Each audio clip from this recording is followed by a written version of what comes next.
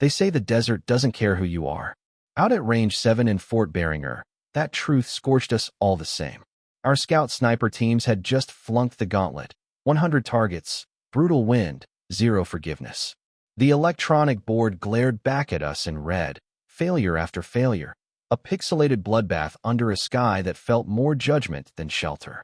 No one was laughing loudly, but I could hear the dry chuckles carried by the wind.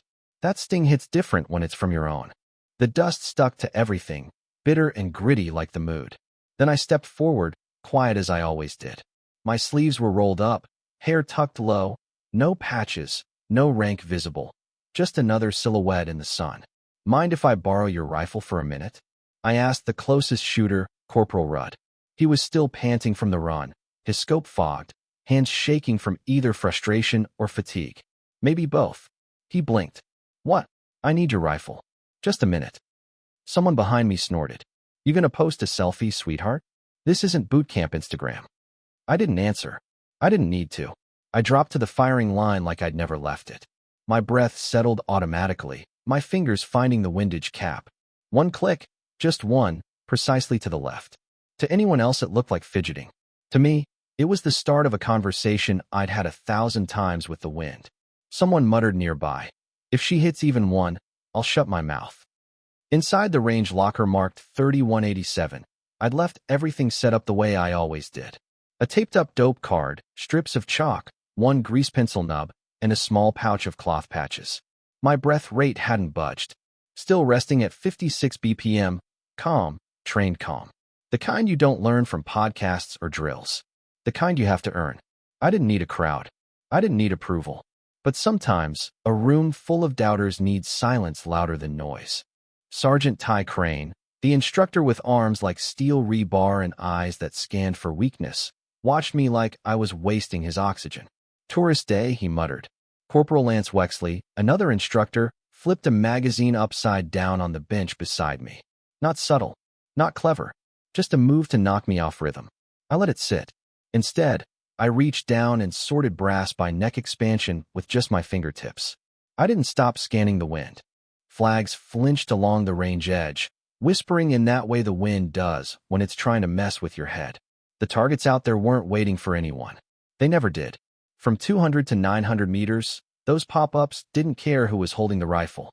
They just wanted to know if you were honest enough to listen before pulling the trigger. Crane approached, testing me. Quartering wind, 3 to 5, 600 meters. What's your hold? I didn't flinch. 0.5 mils. Favor high if the mirage flattens. That made him pause. Wexley stopped smirking. This wasn't YouTube bravado. This was fluency. And fluency doesn't bluff. The scoreboard blinked, resetting from the last failed team. 3 units had tried. The best shooter had scored 64. Not good enough.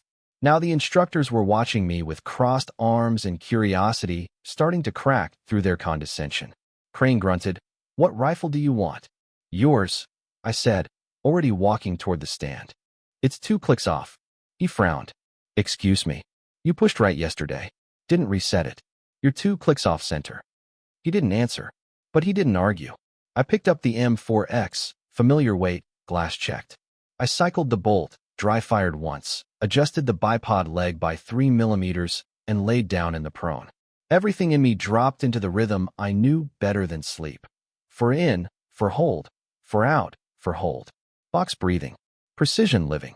Crane turned toward Colonel Amber Reyes, who had just stepped into the observation post, her presence changing the air like a thunderclap before a storm. "Let her try," the colonel said. Nobody argued. I laid a tiny feather marker into the dirt, just enough to read the surface wind. Then I whispered to myself, 0 isn't a number. It's a conversation. First target popped, 200 meters. I fired. The steel rang. Green light on the board. And the silence grew heavier. I moved to 300. Adjusted nothing. Held instead. Another shot. Another green. By the 3rd target, the mocking had stopped. By the 5th, they were holding their breath. I wasn't trying to impress. I wasn't trying to prove. I was just answering questions the wind had been asking me for years. This was how I listened. By the 10th target, the laughter was long gone.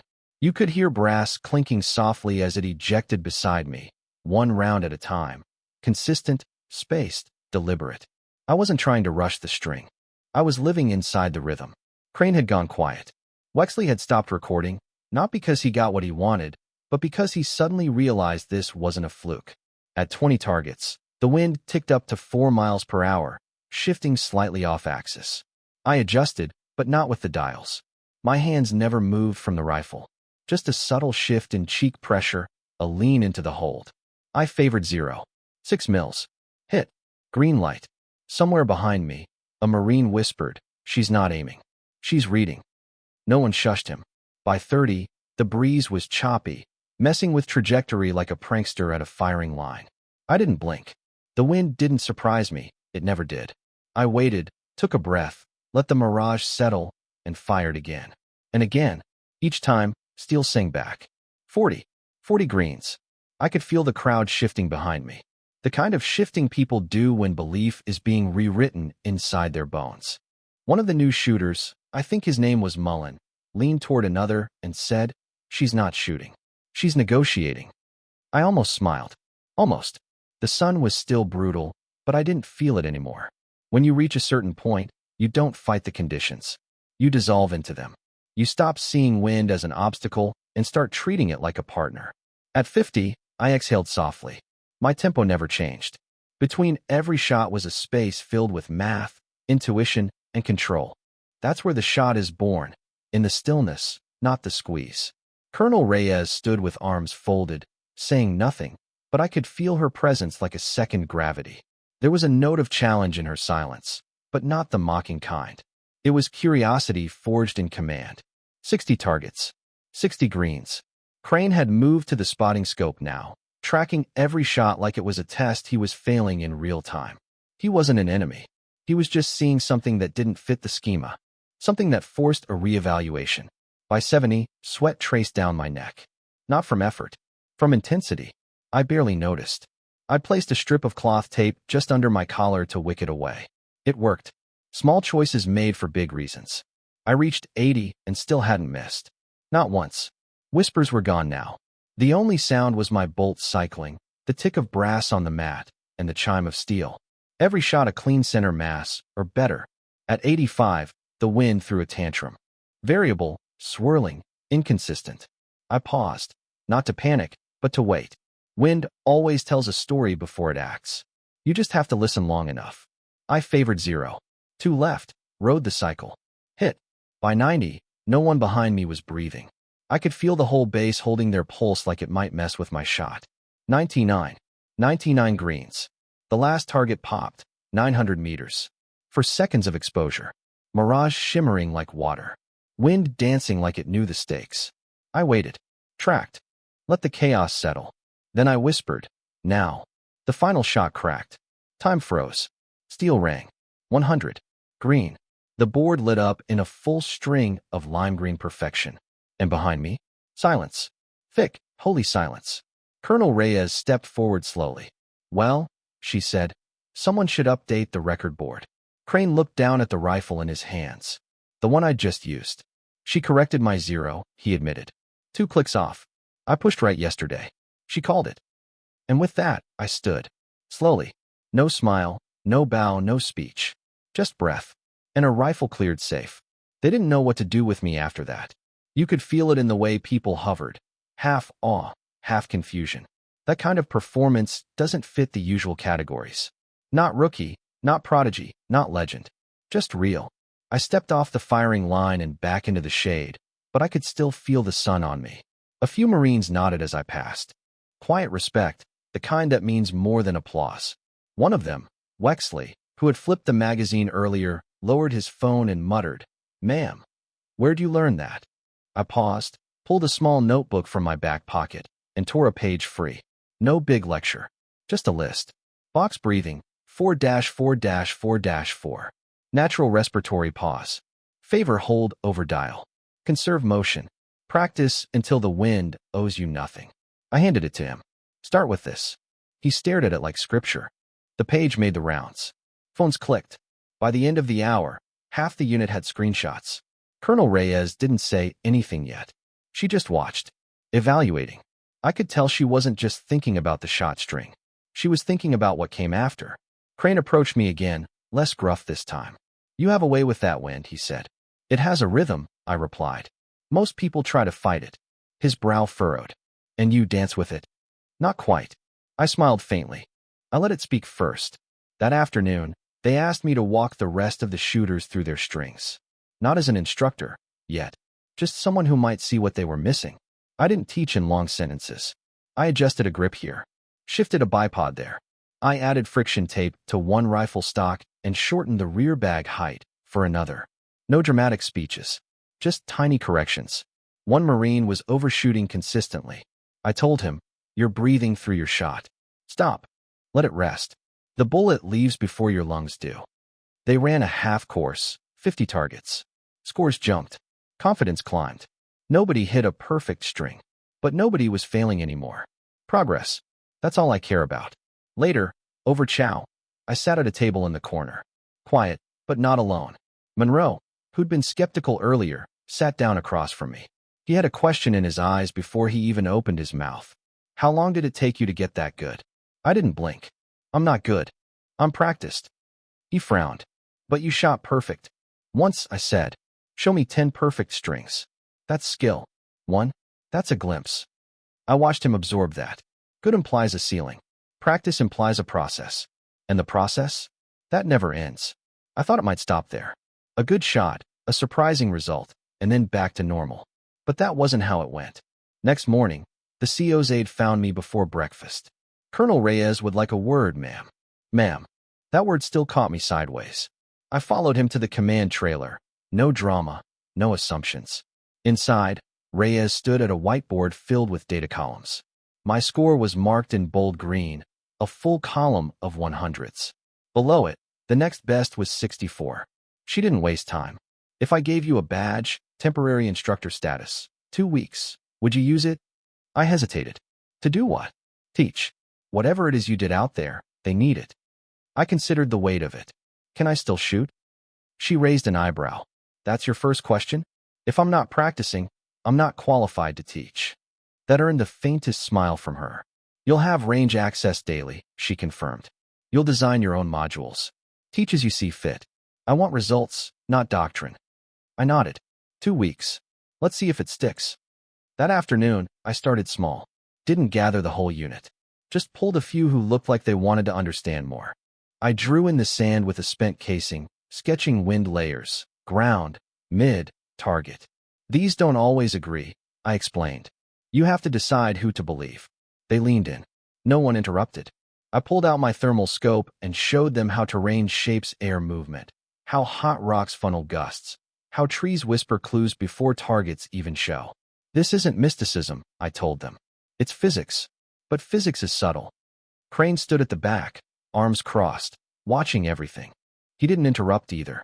By day 3, I had them running 70 target strings with 75 to 80% accuracy. Numbers that would have been fantasy last week. Not perfection, just consistency. That was the point. During a break, Crane pulled me aside. You rewired my whole program in 3 days, he said. Why? I wiped the dust from my palms. Because your program was built on fighting. He frowned. And yours? Cooperation. He squinted. With what? With physics. With time. With breath. With the rifle. He stood silent for a beat, then nodded slowly. I taught them to dominate the range. And I'm teaching them to listen to it. I said. That conversation changed something. In me. In him. In the unit. By that evening, we were no longer chasing results. We were chasing understanding. By day 5, something had shifted. You could hear it in the silence between shots. Not just the absence of noise, but the presence of focus. That stillness that comes when people aren't trying to impress anymore. They're trying to understand. Crane came to me at noon, dusty and sweat-lined from spotting on the tower. The commandant wants to know if you take a permanent instructor slot, he said. Rank. Pay. Full course development. I didn't answer right away. What's the catch? He gave a dry chuckle. Just commitment, curriculum design, evaluations, standard instructor work. I looked at the range, where a squad of Marines was rerunning a 50-target string with a level of calm they wouldn't have recognized last week. Let me finish the 2 weeks, I said. I want to see if it sticks. He respected that. Didn't push. Later that evening, we were in the range records room. Fluorescent lights, metal desks, quiet voices. The telemetry from my run, every shot, every timestamp, every hit, had been reviewed and verified 3 times over. 100 green lights. No misses. Colonel Reyes signed the confirmation file herself. "This goes into permanent record," she said flatly. Crane added his own comments. 0 drift, 2 clicks. Shooter corrected it. I signed last. My hand was steady, but I didn't linger. To me, it was just another page. But in that room, everyone knew it was history. Wexley caught me before I left. "Ma'am, would you actually teach us? Like for real?" I tilted my head. "What do you want to learn?" He didn't hesitate. "Everything you just did." So I pulled out my notebook again, scribbled a new list. "Stop fighting the rifle. Breathe before the shot, not during. Don't chase the wind. Read it. Small motions add up. Misses are data." He passed the page around. They didn't just read it, they absorbed it. Took photos. Printed copies. It spread across the squad like doctrine. Crane read over someone's shoulder and nodded. That's what I missed. Conserve motion. I was adjusting too much. I let him sit with that. "Fighting costs time," I said. "Time costs accuracy. Accuracy costs the mission." That point hit harder than any trick shot. Late in the day, a young Marine, barely 20, raised his voice gently. "Ma'am, have you ever missed?" I looked straight at him. "Every day," I said. "Missing taught me how to hit." They went quiet. The rifle doesn't fail. The wind doesn't lie. Only my interpretation does. So I got better at interpreting. That's when they stopped seeing me as a fluke and started listening like I had something to teach. They didn't call me ma'am as much after that. Not out of disrespect, but because something had shifted. They stopped seeing a title, started seeing a peer, a teammate, someone with mud on her boots and sweat on her collar, same as them. On the 6th morning, Colonel Reyes walked the line with me. "Walk us through shot 73, she said. "Edge hit. Clean, but close." I nodded. I remembered every target. The wind was oscillating 0. 4-0. 6mm Mirage hinted at a lull. I waited until the dip and favored the low side. Held 0. 2 left. Crane was nearby, listening. "You didn't dial?" he asked. "No time. Dialing is luxury. Favoring is survival." He nodded slowly. Understanding now lived where doubt used to. I told them something that day I hadn't said before. Wind has rhythm. It repeats, like a song with a long verse. If you listen long enough, you know when the chorus comes back. They didn't laugh at that metaphor. Not anymore. By the end of that session, the firing line felt different. Shooters weren't rushing. They were waiting. Not hesitating, waiting. There's a difference. Later, I sat with 3 of them under the shaded canopy near the ammo shed. Just drinking water. No rank. No pretense. One asked, "Who taught you all this?" I paused. "Master Sergeant Olin Vex," I said. "He believed shooting was about peace, not proof. You pull the trigger only when you've made peace with whatever comes next." "Where is he now?" "He's gone," I said quietly. "But the lessons stay." That answer didn't need embellishment. Reyes gave me a provisional instructor badge that afternoon. No ceremony, just an exchange of metal and meaning. 2 weeks, she reminded me. Then we decide. I clipped the badge to my belt, right beside the pouch of chalk I always carried. No fanfare, just tools. We started the next day's training with one phrase. Stop resisting. Start listening. That's when the real work began. By day 7, I didn't lead from a podium. I led from the dirt. We lined up at the range just after dawn. The air was cooler, forgiving, not yet scarred by the midday sun. I walked the line quietly, same way I had when I was just another ghost on the sand. But now, they leaned in as I moved. I stopped beside Lance Corporal Reyes, different from the colonel, no relation. He was nervous, breathing wrong. I knelt beside him. Don't fight the rifle. Let it breathe with you.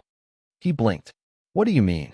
I guided his hand, adjusted his rear bag, repositioned the stock slightly. Just a few millimeters of difference. But it changed everything. Now to your box breath. Let your cheek settle. Feel it move with you, not against you. He nodded. I saw it in his shoulders. Less tension, more flow. Down the line, I added cloth tape to one rifle's grip. Cut a trigger pulled down by 2 ounces on another. Moved a bipod 3 centimeters forward for a third. Every correction was a message. Make the equipment fit you, not the other way around. We ran a 50-target course that morning. Not the full Centurion string, just a rehearsal. Results shot up. Fewer failures. Sharper groups. Less panic. More patience. From the tower, Crane watched, arms crossed. Not judging. Learning.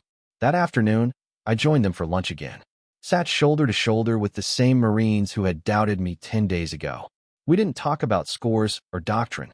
We talked about sleep, sand in boots, and the taste of canned peaches that somehow never changes.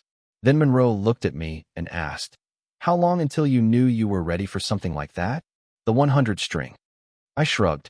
"You're never ready. You just stop needing to be." They let that settle. Later that day, we talked about repeatable accuracy. I told them that perfect is just a ghost you chase.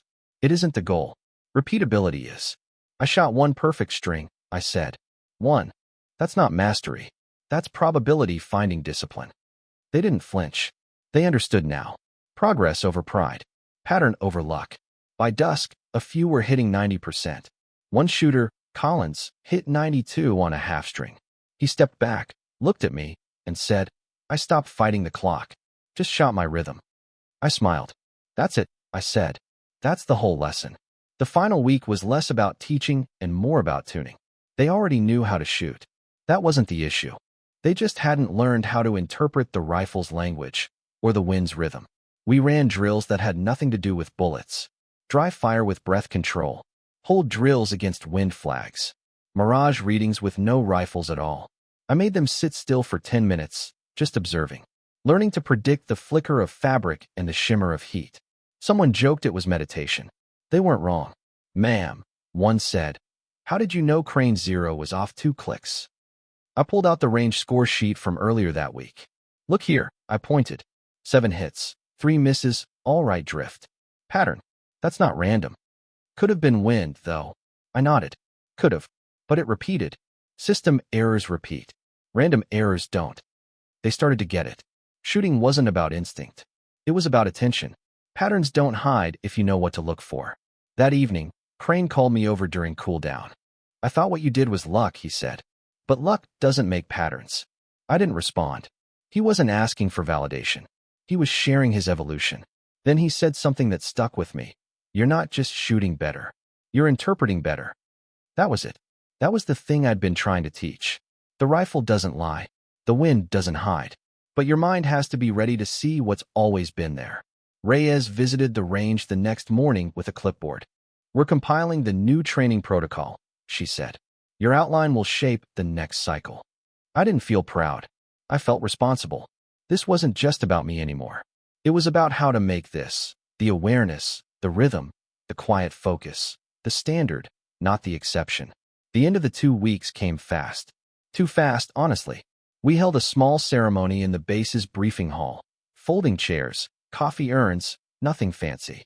Just people in uniforms, their families, and a scoreboard that now glowed with new numbers. At the top, 100, Lane 7, A. Marin. My name. Still there. Still green. Colonel Reyes stepped to the podium. No theatrics. Just quiet respect. 2 weeks ago, we saw something extraordinary. Today, we acknowledge what that moment taught us. She gestured for me to step forward. I did, stiff-backed and straight-shouldered. Not for effect, just for presence. I learned to shoot from a man who never entered a competition. I began. He didn't teach to impress. He taught to understand. Said the target doesn't care about your ego, and the wind doesn't care about your rank. Only your preparation matters. It was the most I'd said in front of a group since arriving. His name was Master Sergeant Olin Vex. He died 3 years ago. He never shot perfect, but he taught me discipline, awareness, humility. The room was dead quiet. Then I turned toward the Marines. "You didn't need me to teach you how to shoot. You needed permission to stop fighting yourselves." That landed. You've been trying to conquer the range. I just asked you to listen to it. A wife in the front row wiped her eyes. Her husband, one of the newer shooters, took her hand. Crane stood and asked to speak. Permission was granted. He walked to the front with slow, deliberate steps. "I judged her too soon," he said. "Thought she was showing off. Thought she was lucky. But luck doesn't read patterns. Luck doesn't train your breath. She taught me how to flow." He looked at me directly. "You changed the way I shoot. But more than that, you changed the way I teach." Reyes clicked the screen behind us, bringing up telemetry side-by-sides. Rushed strings, panicked motions, turrets spinning, shoulder tensing, and then mine. Stillness, breathing, calm, precision, conserve motion, conserve energy, conserve doubt. When it ended, people clapped. Real claps, not obligatory ones. Some shook my hand. Some just nodded. I felt something shift again. Not in them. In me. I wasn't the ghost on the range anymore. After the ceremony, the range didn't go quiet. It got busy. Not from noise, but from purpose. The same Marines who had flinched through the first gauntlet now lined up voluntarily, rifles in hand, corrections in their pockets, rhythm in their breath. They weren't chasing scores anymore. They were chasing flow. I moved down the line the same way I always had. Quiet. Precise. Offering a correction here, an adjustment there. One Marine hit 85 out of 100. His personal best. He turned with a grin I hadn't seen before. Not pride. Just realization. Feel the difference? I asked. Yes, ma'am, he said. I stopped fighting the clock. Just shot my rhythm. That's it, I said. That's the whole lesson. One by one, they fired. Some hit 70, some 80, one reached 92. None of them were perfect. But perfection had stopped being the goal a long time ago. Crane found me as the sun began to fall, his boots quiet in the dust. You staying? He asked. Taking the permanent slot? I looked toward the line. Shooters breathing steady, hands still, rifles moving like extensions of thought. No panic. No ego. I don't know yet, I said. Waddle decided. I watched them shoot. If they need me, I'll stay, I said. But if they just need practice, they don't need me. Practice is free. I'm expensive. He laughed. That's one way to look at it. Then, quieter, Vex used to say, teach them until they don't need you. That's when you've done your job. I smiled faintly. He was a good teacher. The best, Crane said. I slung my gear over my shoulder and walked to my vehicle, the gravel crunching underfoot. No one noticed me leaving. They were too focused. That was the point all along. I was halfway to the base exit when Monroe jogged up, slightly out of breath.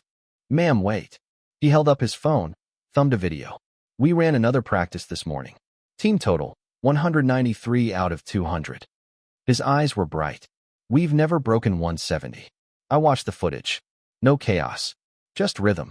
Shooters breathing together. Wind markers read before the shot. Small corrections made quietly. No celebration. Just execution. You don't need me anymore, I said softly. He shook his head. We'll always need the lesson. I nodded. The lesson stays. I don't have to. I started the engine, rolled the window down, and said what I always meant to. Keep practicing. Keep listening. The wind has more to teach you than I ever will. Then I drove away, the sun sinking behind me, a soft golden trail of dust curling through the stillness. Behind me, the shots continued. Steady, disciplined, quiet, and somewhere, the wind whispered its approval. Thank you for watching. Have a great day.